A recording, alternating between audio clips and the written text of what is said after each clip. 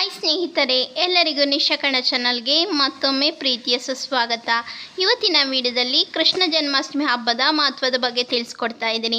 ಈ ವಿಡಿಯೋ ನಿಮಗೆ ಇಷ್ಟವಾದರೆ ಲೈಕ್ ಮಾಡಿ, ಶೇರ್ ಮಾಡಿ. ನನ್ನ ಚಾನಲ್ನ ಇನ್ನು ಸಬ್ಸ್ಕ್ರೈಬ್ ಆಗಿಲ್ಲದಿದ್ದರೆ ಈಗಲೇ ಹೋಗಿ ಸಬ್ಸ್ಕ್ರೈಬ್ ಆಗಿ, ಪಕ್ಕದಲ್ಲಿ ಕಾಣೋ ಬೆಲ್ ಬಟನ್ನ ಟಚ್ ಮಾಡಿ.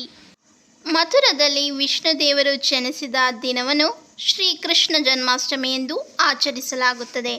2023 ಸೆಪ್ಟೆಂಬರ್ 6 ಮತ್ತು 7ರಂದು ಈ ಬಾರಿ ಶ್ರೀಕೃಷ್ಣ ಜನ್ಮಾಷ್ಟಮಿ ಬಂದಿದೆ. ವಿಷ್ಣು ದೇವರ ಅವತಾರವಾದ ಶ್ರೀಕೃಷ್ಣನ ಜನ್ಮದಿನವನ್ನು ಭಾರತದಲ್ಲಿ ಶ್ರೀಕೃಷ್ಣ ಜನ್ಮಾಷ್ಟಮಿ ಎಂದು ಆಚರಿಸಲಾಗುತ್ತದೆ. ಈ ದಿನವನ್ನು ಗೋಕುಲಾಷ್ಟಮಿ ಎಂದು ಕರೆಯಲಾಗುತ್ತದೆ.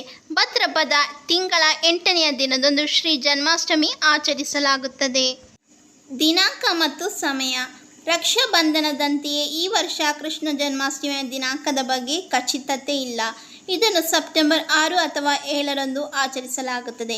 ದೃಕ್ಪಂಚಾಂಗದ ಪ್ರಕಾರ ಕೃಷ್ಣ ಜನ್ಮಾಷ್ಟಮಿಯು ಸತತ 2 ದಿನಗಳನ್ನು ವ್ಯಾಪಿಸುತ್ತದೆ. ಅಷ್ಟಮಿ ತಿಥಿಯು ಸೆಪ್ಟೆಂಬರ್ 6, 2023ರಂದು 15:37ಕ್ಕೆ ಪ್ರಾರಂಭವಾಗುತ್ತದೆ ಮತ್ತು ಸೆಪ್ಟೆಂಬರ್ 7ರಂದು 16:14ಕ್ಕೆ ಮುಕ್ತಾಯಗೊಳ್ಳುತ್ತದೆ. ಹೀಗಾಗಿ ಈ 2 ದಿನಗಳು ಕೃಷ್ಣ ಜನ್ಮಾಷ್ಟಮಿ ಆಚರಣೆಗಳನ್ನು ಸೂಚಿಸುತ್ತದೆ. ಗೋಕುಲಾಷ್ಟಮಿ ಮಹತ್ವ. ಹಿಂದೂ ಪುರಾಣಗಳಲ್ಲಿ ಕೃಷ್ಣ ಜನ್ಮಾಷ್ಟಮಿಗೆ ಅಪಾರ ಮಹತ್ವವಿದೆ. ಈ ದಿನ ಪ್ರೀತಿ ಮತ್ತು ಸಂತೋಷದ ಅವತಾರವೆಂದು ಪರಿಗಣಿಸಲ್ಪಟ್ಟ ಕೃಷ್ಣನ ಜನ್ಮವನ್ನು ಸೂಚಿಸುತ್ತದೆ. ಈ ಹಬ್ಬ ಕೃಷ್ಣನ ಜನ್ಮದಿನದ ಆಚರಣೆ ಮಾತ್ರವಲ್ಲದೆ ಕೃಷ್ಣನ ಬೋಧನೆಗಳು ಮತ್ತು ಆತನು ನಿಂತಿರುವ ಮೌಲ್ಯಗಳನ್ನು ನೆನಪಿಸುತ್ತದೆ. ಮಹಾಕಾವ್ಯವಾದ ಮಹಾಭಾರತ ಮತ್ತು ಇತರ ಪಾಠ್ಯಗಳಲ್ಲಿ ಚಿತ್ರಿಸಿರುವಂತೆ ಶ್ರೀಕೃಷ್ಣನ ಜೀವನ ಮತ್ತು ಕಥೆಗಳು ಜನರನ್ನು ಪ್ರೇರೇಪಿಸುತ್ತಲೇ ಇರುತ್ತವೆ.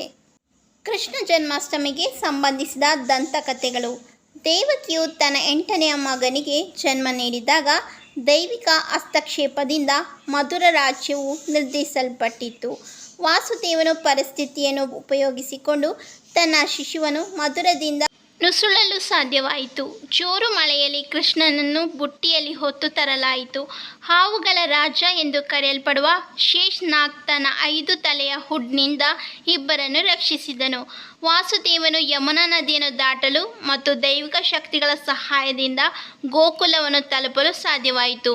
ವಾಸುದೇವನು ತನ್ನ ಮಗನನ್ನು ಇಲ್ಲಿಗೆ ಕರೆತಂದನು ಮತ್ತು ಅವನ ಸಾಕು ಪೋಷಕರಾದ ಯಶೋದೆ ಮತ್ತು ನಂದರೊಂದಿಗೆ ಅವನನ್ನು ಬಿಟ್ಟನು.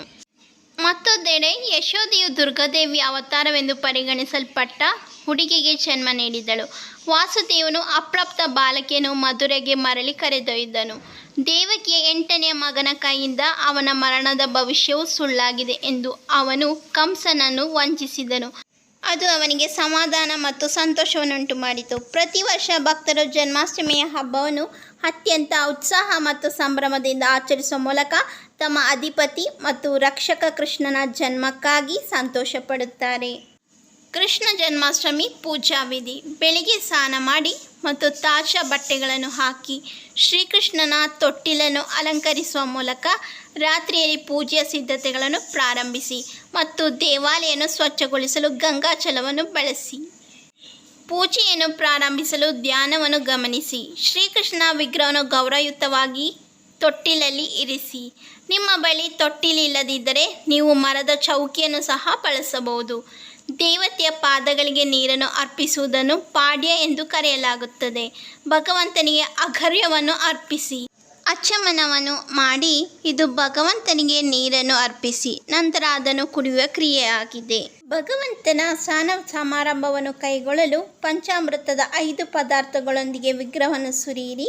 ಹಾಲು, ಮೊಸರು, ಜೇನುತುಪ್ಪ, ತುಪ್ಪ ಮತ್ತು ಗಂಗಾಜಲ 5 ಪದಾರ್ಥಗಳನ್ನು ಸಂಗ್ರಹಿಸಿ ನಂತರ ಅವುಗಳನ್ನು ಪ್ರಸಾದವಾಗಿ ಬಳಸಿ ಪಂಚಾಮೃತವನ್ನು ತಯಾರಿಸಿ. ದೇವರ ಶೃಂಗರ್ ಎಂದು ಕರೆಯಲ್ಪಡುವ ಹೊಸ ಬಟ್ಟೆ ಮತ್ತು ಪರಿಕರಗಳೊಂದಿಗೆ ವಿಗ್ರಹವನ್ನು ಅಲಂಕರಿಸಿ. ಪವಿತ್ರವಾದ ಜಾನುವನ್ನು ದೇವರಿಗೆ ಅರ್ಪಿಸಿ. ನಂತರ ಚಂದನ್ ಪೇಸ್ಟನ್ನು ದೇವರ ಮೇಲೆ ಹಚ್ಚಿ ಕಿರೀಟ, ಆಭರಣ, ಮೋರ್ಪಂಖ್ ಮತ್ತು ಬಾನ್ಸುರಿನಿಂದ ವಿಗ್ರಹವನ್ನು ಅಲಂಕರಿಸಿ. ದೇವತೆಗೆ ಹೂಗಳು ಮತ್ತು ತುಳಸಿ ಎಲೆಗಳನ್ನು ನೀಡಿ ಧೂಪ, ದ್ರವ್ಯ ಮತ್ತು ಎಣ್ಣೆ ದೀಪವನ್ನು ಬೆಳಗಿಸಿ. ಭಗವಂತನಿಗೆ ಭೋಗ್, ಮಖಾನ್ ಮತ್ತು ಮಿಶ್ರಿಯನ್ನು ಅರ್ಪಿಸಿ. ತೆಂಗಿನಕಾಯಿ, ವೀಳ್ಯದೆಲೆ, ಹಲ್ದಿ, ಪಾನ ಮತ್ತು ಕುಂಕುಮದಿಂದ ಮಾಡಿದ ತಾಂಬೂಲವನ್ನು ದೇವರಿಗೆ ಅರ್ಪಿಸಿ. ಭಗವಂತನು ಗೌರವಿಸಲು ಕುಂಜ್ ಬಿಹಾರಿಯ ಆರತಿಯನ್ನು ಹಾಡಿ ಮತ್ತು ನಂತರ ಪರಿಕ್ರಮವನ್ನು ಮಾಡಿ. ನಿಮ್ಮ ಕೈಗಳನ್ನು ಜೋಡಿಸಿ ಮತ್ತು ನೀವು ಒಟ್ಟಿಗೆ ಪ್ರಾರ್ಥಿಸುವಾಗ ನಿಮ್ಮನ್ನು ಮತ್ತು ನಿಮ್ಮ ಕುಟುಂಬವನ್ನು ಎಲ್ಲ ಹಾನಿಗಳಿಂದ ಸುರಕ್ಷಿತವಾಗಿರಿಸಲು ಭಗವಂತನನ್ನು ಕೇಳಿ. ಕೃಷ್ಣ ಜನ್ಮಾಷ್ಟಮಿಯಂದು ಆಚರಿಸಲಾಗುವ ಆಚರಣೆಗಳು. ಕೃಷ್ಣ ಜನ್ಮಾಷ್ಟಮಿಯ ಸಂದರ್ಭದಲ್ಲಿ ಭಕ್ತರು ಇಡೀ ದಿನ ಉಪವಾಸ ಮಾಡುತ್ತಾರೆ. ಇಡೀ ದಿನವನ್ನು ಭಗವಂತನನ್ನು ಸ್ಮರಿಸುವುದಕ್ಕಾಗಿ ಮೀಸಲಿಡಲಾಗಿದೆ ಮತ್ತು ಮಧ್ಯರಾತ್ರಿಯಲ್ಲಿ ಉಪವಾಸವನ್ನು ಮುಕ್ತಗೊಳಿಸಲಾಗುತ್ತದೆ. ಇದು ಶ್ರೀಕೃಷ್ಣ ಜನ್ಮ ಸಮಯ ಎಂದು ಭಾವಿಸಲಾಗಿದೆ. ದಿನವಿಡೀ ಭಕ್ತರು ಭಗವಂತನ ನಾಮವನ್ನು ಜಪಿಸುತ್ತಾರೆ. ಅವರ ಭಕ್ತಿ ಮತ್ತು ಸಮರ್ಪಣೆಯಿಂದ ಗಾಳಿಯನ್ನು ತುಂಬುತ್ತಾರೆ. ವಿಶೇಷವಾಗಿ ಕೃಷ್ಣ ದೇವಾಲಯಗಳ ಬಹಳಷ್ಟು ಭಕ್ತಿಗೀತೆಗಳನ್ನು ಹಾಡಲಾಗುತ್ತದೆ. ಕೃಷ್ಣನ ಜೀವನ ಕಥೆಯನ್ನು ಮತ್ತು ಅವನ ವಿಭಿನ್ನ ಲೀಲೆಗಳನ್ನು ಪುನರಾವರ್ತಿಸುವ ವಿಸ್ತಾರವಾದ ಸ್ಕಿಟ್ಗಳನ್ನು ಪ್ರದರ್ಶಿಸಲಾಗುತ್ತದೆ. ಕೃಷ್ಣನ ವೇಷ ಧರಿಸಿದ ಮಕ್ಕಳು ಮತ್ತು ಅವನ ಗೋಪಿಯರು ರಸಲೀಲೆಯನ್ನು ಪ್ರದರ್ಶಿಸುತ್ತಾರೆ. ಮಖಾನ್ ಶ್ರೀಕೃಷ್ಣನಿಗೆ ತುಂಬ ಪ್ರಿಯವಾದ ಕಾರಣ ಇದು ಅಗತ್ಯವಾದ ಖಾದ್ಯವಾಗಿದೆ. ಪುಟ್ಟ ಗೋಪಾಲ್ ಅವರನ್ನು ಸಮಾಧಾನಪಡಿಸಲು ಭಕ್ತರು ಹಾಲು, ಒಣ ಹಣ್ಣುಗಳು, ಸಕ್ಕರೆ ಮತ್ತು ಕೋಯಾದಿಂದ ಮಾಡಿದ ಸಿಹಿ ತಿಂಡಿಗಳನ್ನು ನೀಡುತ್ತಾರೆ. ಕೃಷ್ಣನ ಬೋಧನೆಗಳು ಮತ್ತು ಜೀವನದ ಅರ್ಥವನ್ನು ನೆನಪಿಟ್ಟುಕೊಳ್ಳಲು ನಮಗೆ ಸಹಾಯ ಮಾಡುವ ಭಗವದ್ಗೀತೆಯ ಭಾಗಗಳನ್ನು ಗಟ್ಟಿಯಾಗಿ ಪಠಿಸಲಾಗುತ್ತದೆ.